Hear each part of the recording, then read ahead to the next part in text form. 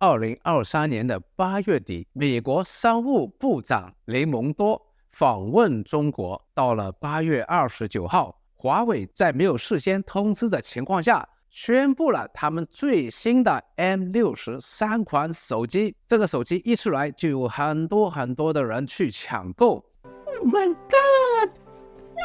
听说成龙大哥想抢购还买不到。我身边也有很多的朋友，他们不要 iPhone 了，要换华为的手机了。到底这个手机为什么这么好卖呢？这个手机为什么在我来看是扭转了整个中美高科技的竞赛，对很多美国和中国的股票都有深远的影响。今天就给大家探讨一下华为的发展和对美国、台湾、中国很多股票的影响。那首先我们要来探讨一下华为的发展。华为今天已经成为了全世界电讯行业的设备和手机最领先的一家公司，而它的发展可以说是困难重重。而当它做到了中国甚至全世界电信领先的企业之后，俗语说枪打出头鸟，美国就针对华为展开了一连串的制裁打压的行动。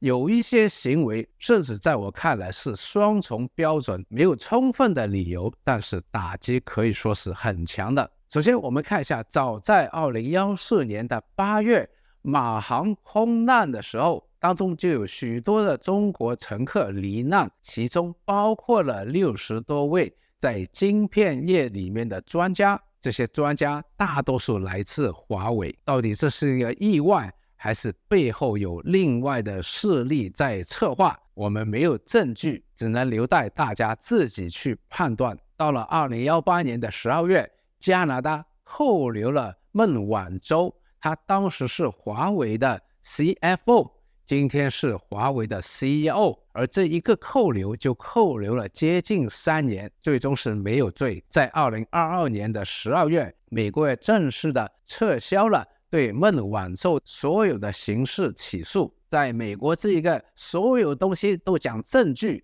讲法律、法治的社会里面，如果真的有证据可以起诉成功的话，他们是不会这么容易撤销的。然后在美国这一个法治的社会里面，几百年的司法制度和传统都是用 presumed innocent until proven guilty， 也就是说任何人都是清白的，直到有足够的证据证明他是有罪的。这一个框架里面，2019年的5月份，美国就以国家安全的理由指控华为，而从而禁止美国的公司出口任何的硬件、软件甚至技术的授权给华为。到最后，他还连其他需要用到美国技术的公司也不能够卖东西给华为。当然，美国和他的联盟国家，像英国这些国家，也不会再买华为的设备。华为要在美国这个市场撤离，解散他们在美国的研发团队。那有了这个限制之后，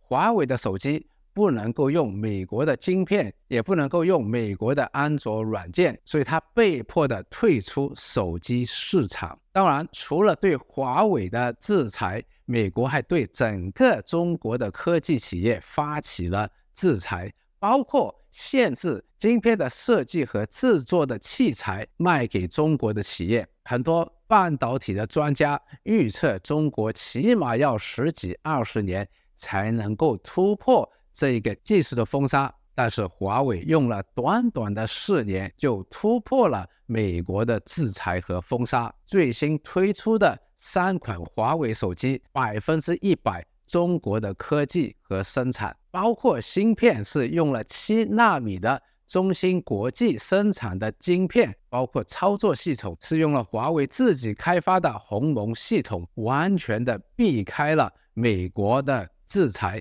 从此不再被掐脖子。而华为公布了这些技术之后，马上跟小米达成专利交换互用的协议，也就是说小米从此也不用被美国掐脖子了。所以这就是为什么华为的手机刚公布就这么好卖，因为人是同情弱者的，特别是华为其实是个强者，被美国没有理由的打压。一个企业是面对全世界最强大的国家，被他点名的去打压，今天打不死，还突破了美国的封锁，所以马上得到了全世界千万粉丝的捧场。甚至美国的《纽约时报》还讽刺美国商务部的部长雷蒙多变成了华为手机的代言人。那华为选择了美国商务部长访问大陆期间公布这一个手机，这个时间点我相信也是刻意的安排。那我个人觉得呢，这3款手机不仅仅是新的手机款式，它是震撼了整个行业，甚至整个投资市场，影响深远。首先，中国的手机、电信甚至是半导体不再被美国掐脖子，很多专家以为要10年、20年才能追上来的，他们是低估了中国人的科技研发的能力。以前很多欧美的人在笑中国的科技都是抄美国的，但是这一次华为给大家看到，短短的4年，中国可以自身研发一条龙，从晶片的设计、制作到软件，甚至华为的手机还有卫星通讯的功能，而这个功能连马斯克的 Starlink 也只是说未来想做，现在华为已经是做到了。而正巧也是苹果发布了 iPhone 15，很多人马上就把华为跟 iPhone 15来做比较，那最后消费者到底会买华为还是 iPhone 15已经不重要，因为在消费者的心智当中已经把华为这个手机定位在 iPhone 15同一个档次了，这个品牌效应可以说是非常有价值的。那我个人觉得呢，这3个手机不仅仅是一个新的手机产品，它对整个行业会有深远的影响。我们知道在晶片行业里面一向都是被美国企业所垄断的，包括手机的高通，还有 AI 行业里面的英伟达的晶片。而在软件方面，除了苹果的 iOS，基本上都是用谷歌的 Android， 那这是华为全部没有用这些美国的产品，而马上又跟小米达成了协议，技术可以互相的公开使用。我相信接下来其他的国内的手机品牌，比如 vivo、OPPO 也会跟华为达成某种程度的协议，也就是说中国的手机市场从此跟美国正式的脱钩了，以后不会再被掐脖子了。所以这个对美国现在很多的高科技的公司的股票会带来多少的影响呢？目前我们不知道，但是我相信这些公司一定会在某个程度上营收下降，盈利也会受到很大的影响。所以我们要小心的包括有 Qualcomm， 数据显示高通2022年营收超过 60% 来自中国，华为将从2024年起全面采用自家新麒麟处理器，高通等于失去订单外，还要面临客户是占流失风险，恐是主要输家，无疑对高通的营收和利润都是不小的损失。NVIDIA 近日的2023亚布力中国企业家论坛夏季高峰会上，科大讯飞透露一则消息，他表示现在华为 GPU 的能力已经跟英伟达 A100 一样，代表说未来不用再被英伟达牵着鼻子，也宣示明年科大讯飞就会追上 GPT-4 模型，很多公司都会转移到华为 GPU， 意味着未来英伟达在中国市场的销量可能会受到影响。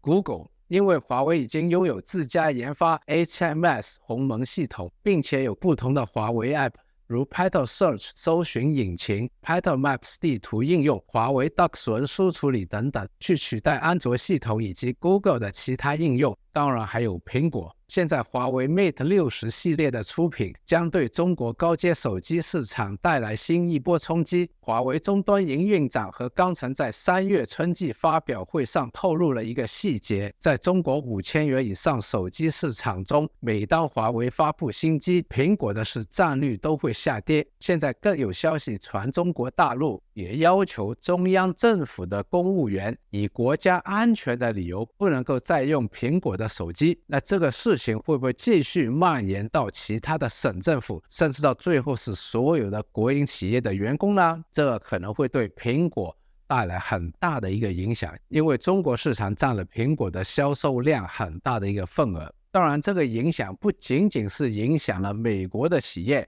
包括为美国企业生产的台积电也会某种程度上受到影响。另外一方面，我们可以留意在中国设计和生产晶片的企业，其中一个龙头就是中芯国际。那当然，华为这么好的一家公司没有上市，那其他的像 OPPO、vivo 也没有上市，小米是唯一一家国内的手机公司上市的，小米的股价会不会带来一个机会呢？那现在我们为什么要关注华为这3款手机的公布呢？同样的，中国现在的经济也面临了很多的困难和挑战，但是我也对中国的政府、企业和人民有很大的信心。再大的挑战，我相信中国的政府、企业和人民一起都可以克服的。个人感觉，整体的市场现在是对中概股和港股、A 股过分的悲观，很多中国的企业他们的股价现在是非常的低产，在未来的一段时间有可能会有很大的一个升幅。所以作为投资者的我，现在是大量的做研究工作，大量的买入这些优秀的企业。如果你也想跟我一起在全世界的股票市场